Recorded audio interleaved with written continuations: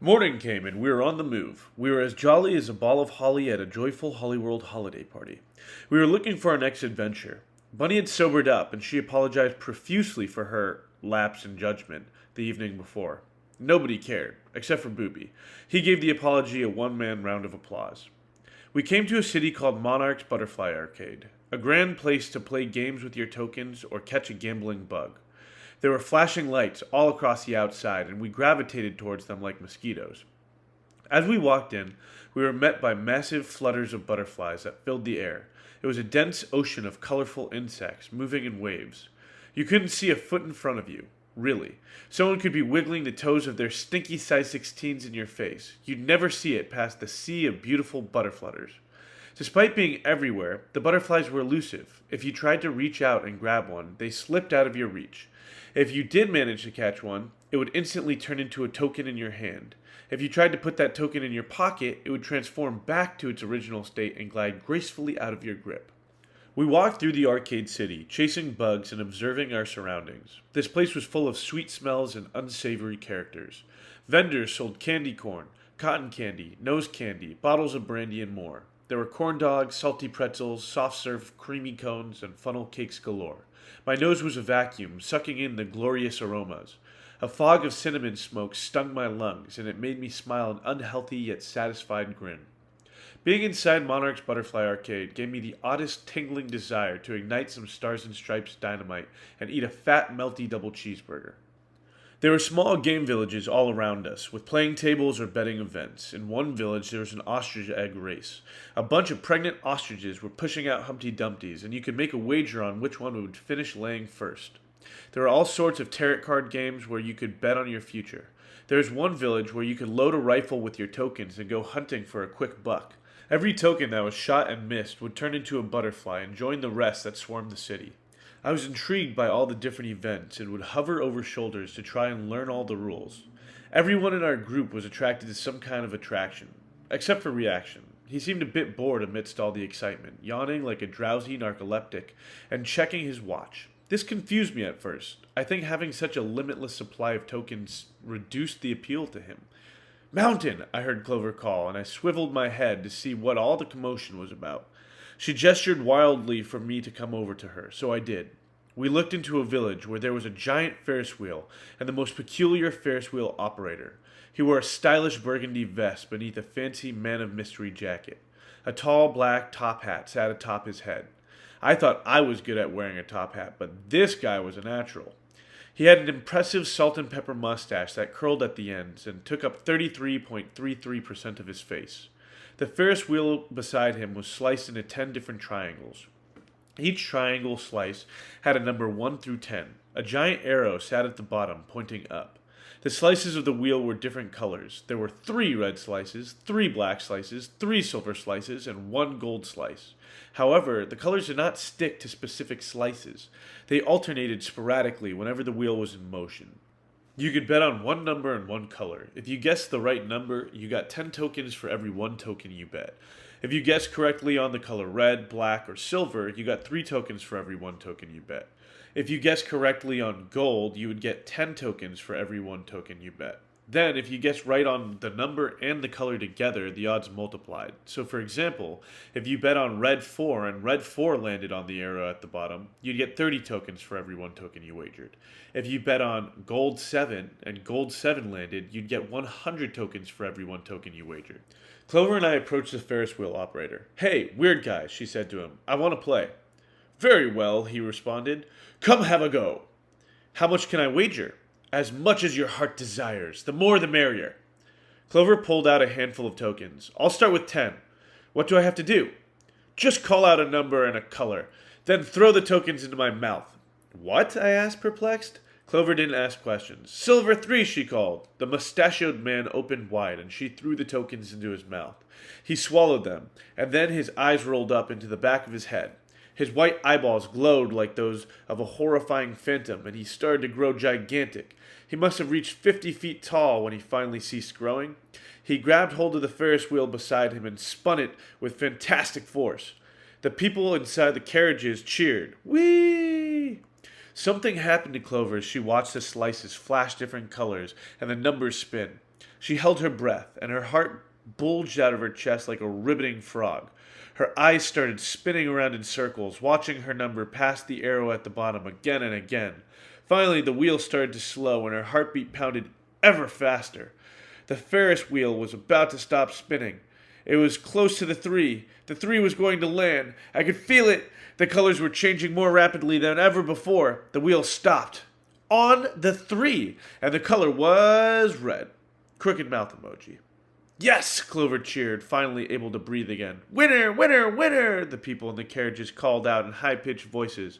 The giant man with the glowing white eyes and curly mustache tilted his head back. 100 tokens came pouring out of his nostrils, raining down on Clover. She put her arms out and danced as they fell. I wish it landed on silver, I told Clover. Dude, I want 100 tokens. Who cares? The giant began to shrink down to human size again. Congratulations, he said, as Clover picked up her winnings. You're a lucky gal. Thank you, Clover responded. What's your name? The man asked. Clover. Wow, Clover, you have a knack for this game. Could you spare a token for your good friend, Mr. Magnificent Mustache? He held out his top hat. Of course I can, Clover said. She tossed a token into his hat, and he returned it to his head. Shall we have another go? He asked. Yes, Clover exclaimed. I want to play too, I said. Oh boy, this is turning into a party, Mr. Magnificent Mustache said. Clover and I threw our tokens into his mouth, 10 each. Black 4, Clover called. Gold 2, I called. His eyes rolled back and he grew 50 feet tall again. He spun the wheel. What do you know? The same thing I saw happen to Clover was happening to me now. I couldn't breathe. It felt like an asthma attack and I couldn't fight back. The colors of the wheel flashed. I was riding the untouchable, unpredictable, seductive whim of fate. She toyed with me, tickling the 2 with the color gold. The wheel slowed, and the 2 looked like it had a chance to land on the arrow. It could. I knew it could. Would it? Would fate give me a kiss, or was she just a tease? The arrow was on the 2. Just stay still. Please, please, please, stay still. It didn't. The Ferris wheel turned just the slightest bit further and landed on black 1. My heart sank down into my stomach. You wouldn't want to make wine out of me because I was sour grapes. Clover won on the color, and I was a big, fat loser. The giant tilted his head back again, and 30 tokens came tumbling down onto Clover. Winner, winner, winner, rang the voices of the Ferris wheel riders, pointing at her. Then Mr. Magnificent Mustache plugged his nose with his fingers, and he blew real hard until 10 butterflies popped out of his ear holes. They flew off to join the rest. Those were my tokens. Angry, censored, swearing emoji. Boo! Loser! The Ferris wheel chorus sang, pointing at me. I wanted to sew their stupid mouths shut. The giant shrunk down again. Let's go, Chloe, I said. This game is rubbish in a sushi roll. But I'm winning, Clover argued. Yeah, you don't want to stop your winner friend from winning, do you? Mr. Madness said. No, but, I said. You're just upset because you're a pathetic, unlucky loser is all, he said. That's okay. Why don't we get you a free pint of Bubble Fun to fix your feelings? I was mega annoyed, but I agreed because I like free things. He signaled to a servicewoman who wore a feathered headdress and fishnet leggings. She brought me the suds and handed it to me in a way that allowed a lot of peepage down her cleavage. They were baiting me into staying longer, no matter what it took, and it worked. I don't know what that says about me. Thanks, I said begrudgingly. Clover called out, Gold 2, and the wager was 20 tokens this time. Good luck with that one, I scoffed in neurotic Morse code. Something weird happened to me. As the wheel spun this time, I started secretly hoping that Clover's number would not land. What putrid irony would it be if I had jumped the gun with my Gold 2 prediction and missed my shot at winning by a matter of a minute? I started to hold my breath again, just like before, this time out of terror. The wheel was slowing, and the 2 looked like it was on track to strike the arrow. It was just like last time. It wouldn't land. It wouldn't. It did. Not gold, but the 2 landed. Why, fate? That was my number just a moment before. Could you not have given it to me? Oh, my goody 2 shoes, Clover cheered as tokens and praise ran down on her. I grinded my teeth. I was real sour. The kind of sour that would make a lemon pucker its lips. I had only lost 10 tokens, but seeing Clover win again made me feel like I had lost every token I had ever laid my hands on. I started feeling nauseous and getting the spins. I was a seasick toy top on the dock of a ship. I vomited out envy green jelly beans all over the place. The gross candy slop got onto my jeans. Mountain, are you all right? Clover asked me. No, I said, wiping puke from my mouth. I really want to skedaddle. I'm done with this shit. Okay, let me play once more. Then you and I will be ice cream and bananas.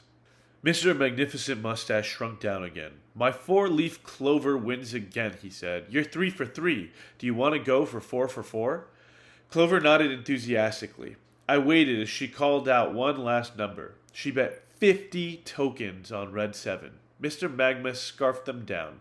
You could hear them clinking together as they poured through his esophagus. He belched, and then he expanded upward again until his tall black hat scraped the skyline. He grabbed hold of the Ferris wheel and spun it harder than a biased news station spins a story.